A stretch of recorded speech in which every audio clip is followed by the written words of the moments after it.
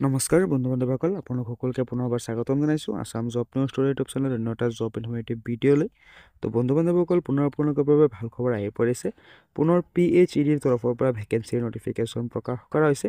PHED আসামৰ তৰফৰ পৰা নতুনকৈ ভেকেঞ্চিৰ নটিফিকেশ্যন প্ৰকাশ কৰিছে, অৰ্থাৎ পাব্লিক হেল্থ এণ্ড ইঞ্জিনিয়াৰিং ডিপাৰ্টমেণ্টৰ তৰফৰ পৰা ভেকেঞ্চিখিনি আহিছে।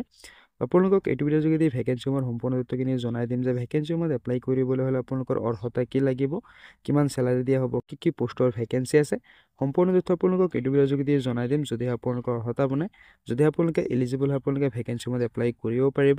গতিকে আপোনালোকে ভিডিঅ'টো প্ৰথমৰ পৰা শেষলৈকে চাই থাকিব, অলপ স্কিপ নকৰাকৈ। যদি চেনেলটোত নতুন আহিছে তেনেহ'লে ছাবস্ক্ৰাইব কৰি ৰাখিব এনেধৰণৰ জব ইনফৰ্মেটিভ ভিডিঅ'বিলাক পাবলৈ। আৰু যদি আপোনালোকে এতিয়া আমাৰ হোৱাটছআপ গ্ৰুপত জইন হোৱা নাই, জইন হৈ ল'ব পাৰে। তাতো আপোনালোকৰ কাৰণে জব ৰিলেটেড ৰেগুলাৰ আপডেটবিলাক দিয়া হয়। তো বন্ধু-বান্ধৱসকল, অসমৰ PHEDৰ তৰফৰ পৰা যিকেইটা ভেকেঞ্চিৰ নটিফিকেশ্যন প্ৰকাশ কৰা হৈছে, ভেকেঞ্চিৰ অভাৰভিউটো আপোনালোকে চাব পাৰে যে পাব্লিক হেল্থ ইঞ্জিনিয়াৰিং ডিপাৰ্টমেণ্ট আসামৰ তৰফৰ পৰা ভেকেঞ্চিৰ নটিফিকেশ্যনখিনি প্ৰকাশ কৰিছে। 187টা জুনিয়ৰ ইঞ্জিনিয়াৰ পদৰ কাৰণে ভেকেঞ্চিৰ নটিফিকেশ্যন প্ৰকাশ কৰা হৈছে। তো প্ৰথমতে আপোনালোকে ভেকেঞ্চিসমূহৰ সম্পূৰ্ণ তথ্যখিনি ভালদৰে চাই লওক। যদি আপোনালোকৰ অৰ্হতা বনে, যদি আপোনালোকে এলিজিবল হয়, আপোনালোকে ভেকেঞ্চিসমূহত এপ্লাই কৰিব পাৰিব। তো যিকেইটা ভেকেঞ্চি নটিফিকেশ্যন প্ৰকাশ কৰা হৈছে জুনিয়ৰ ইঞ্জিনিয়াৰ পদৰ কাৰণে, ভেকেঞ্চিবিলাক আছে আপোনালোকৰ চিভিল, মেকানিকেল, ইলেক্ট্ৰিকেল আৰু কেমিকেল ইঞ্জিনিয়াৰিঙত। তো টোটেল নাম্বাৰ অফ ভেকেঞ্চি চাব পাৰে যে 187টা পদৰ ভেকেঞ্চিৰ নটিফিকেশ্যন প্ৰকাশ কৰা হৈছে। ব্ৰাঞ্চ ৱাইজ আপোনালোকে নাম্বাৰ অফ ভেকেঞ্চিটো চাব পাৰে যে চিভিলৰ কাৰণে আছে 160টা পদৰ ভেকেঞ্চি, মেকানিকেলৰ কাৰণে আছে 10টা পদৰ ভেকেঞ্চি, ইলেক্ট্ৰিকেলৰ কাৰণে আছে 7টা পদৰ ভেকেঞ্চি, কেমিকেলৰ কাৰণে আছে 10টা পদৰ ভেকেঞ্চি। তো টোটেল আপোনালোকৰ কাৰণে 187টা পদৰ ভেকেঞ্চি আছে বেলেগ বেলেগ ব্ৰাঞ্চত। আৰু ব্ৰাঞ্চবিলাক আপোনালোকে চাব পাৰে যে চিভিল, মেকানিকেল, ইলেক্ট্ৰিকেল আৰু কেমিকেল ব্ৰাঞ্চত আপোনালোকৰ ভেকেঞ্চি আছে। ভেকেঞ্চিৰ চেলাৰীটো আপোনালোকে চাব পাৰে যে 14,000 টকাৰ পৰা আপোনালোকক 70,000 টকালৈকে দিয়া হ'ব পাৰ মান্থ হিচাপে। লগতে আপোনালোকৰ গেট পে থাকিব 8,700 টকালৈকে।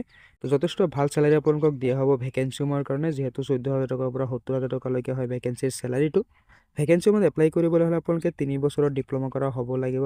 আপোনালোকে ইঞ্জিনিয়াৰিঙত 3 বছৰৰ ডিপ্ল'মা কৰিলেহে ভেকেঞ্চিসমূহত এপ্লাই কৰিব পাৰিব।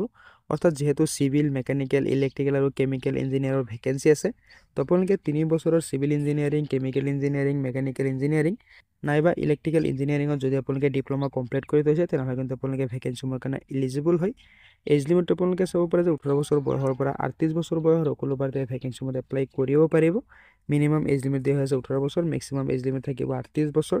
লগতে আপোনালোকে চিলেকশ্যনো পাই যাব, য'ত আপোনালোকে SC/ST কেণ্ডেডেটছৰ কাৰণে পাব 5 বছৰ, OBC কেণ্ডেডেটছৰ কাৰণে পাব 3 বছৰ আৰু PWD কেণ্ডেডেটছৰ কাৰণে পাব 10 বছৰৰ এই চিলেকশ্যন। তো যদি আপোনালোকে ইণ্টাৰেষ্টেড হয়, যদি আপোনালোকৰ অৰ্হতা আপোনালোকে ভেকেঞ্চিসমূহত এপ্লাই কৰি ল'ব, খুবেই ভাল ভেকেঞ্চি হয়। আসাম গভৰ্ণমেণ্টৰ তৰফৰ পৰা ভেকেঞ্চিৰ নটিফিকেশ্যন প্ৰকাশ কৰিছে। অসমৰ স্থানীয় বাসিন্দা হ'ব লাগিব, লগতে আপোনালোকৰ PRC-খন লাগিব, এমপ্লয়মেণ্ট এক্সচেঞ্জ ৰেজিষ্ট্ৰেশ্যন কাৰ্ডখন লাগিব। তো যদি আপোনালোকৰ তাত একেটা ডকুমেণ্টছ আছে, তেনেহ'লে কিন্তু আপোনালোকে ভেকেঞ্চিসমূহৰ কাৰণে এলিজিবল হয়, আপোনালোকে ভেকেঞ্চিসমূহত এপ্লাই কৰিব পাৰে।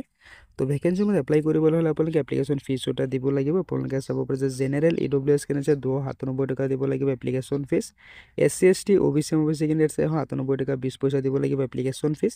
আৰু BPL, PWD কেণ্ডেডেটছে আপোনালোকে চাব পাৰে যে 47 টকা 20 পইচা দিব লাগিব এপ্লিকেশ্যন ফিজ। তো যদি আপোনালোকে ইণ্টাৰেষ্টেড হয়, যদি আপোনালোকৰ অৰ্হতা আপোনালোকে এপ্লাই কৰিব পাৰে, অফিচিয়েল ৱেবছাইটত গৈ এপ্লাই কৰিব লাগিব। তো অফিচিয়েল ৱেবছাইটৰ লিংকটো মই ভিডিঅ'ৰ ডিছক্ৰিপশ্যনত নাইবা হোৱাটছআপ গ্ৰুপত দি দিম, তাৰ পৰা চাই আপোনালোকে ভেকেঞ্চিসমূহত আবেদন কৰিব পাৰিব, যদি আপোনালোকে ইণ্টাৰেষ্টেড হয়, যদি আপোনালোকৰ অৰ্হতা বনে। তো আপোনালোকে চাব পাৰে যে 14 আগষ্টৰ পৰা ভেকেঞ্চিসমূহৰ এপ্লাই প্ৰক্ৰিয়া আৰম্ভ হৈ গৈছে। এপ্লাই কৰাৰ অন্তিম তাৰিখ আপোনালোকে চাব পাৰে যে 13 ছেপ্টেম্বৰ। তো যদি আপোনালোকে ইণ্টাৰেষ্টেড হয়, যদি আপোনালোকৰ অৰ্হতা আপোনালোকে ভেকেঞ্চিসমূহত এপ্লাই কৰি ল'ব পাৰে। PHED অৰ্থাৎ পাব্লিক হেল্থ ইঞ্জিনিয়াৰিং ডিপাৰ্টমেণ্টৰ তৰফৰ পৰা ভেকেঞ্চিখিনি আহিছে। আসাম গভৰ্ণমেণ্টৰ জব হয়, চিভিল, মেকানিকেল, ইলেক্ট্ৰিকেল, কেমিকেল ইঞ্জিনিয়াৰৰ ভেকেঞ্চি আছে। চেলাৰীও আপোনালোকক যথেষ্ট ভাল চেলাৰী দিয়া হ'ব, 14,000 টকাৰ পৰা 70,000 টকালৈকে দিয়া হ'ব পাৰ মান্থ হিচাপে। লগতে আপোনালোকৰ গেট পে থাকিব 8,700 টকালৈকে।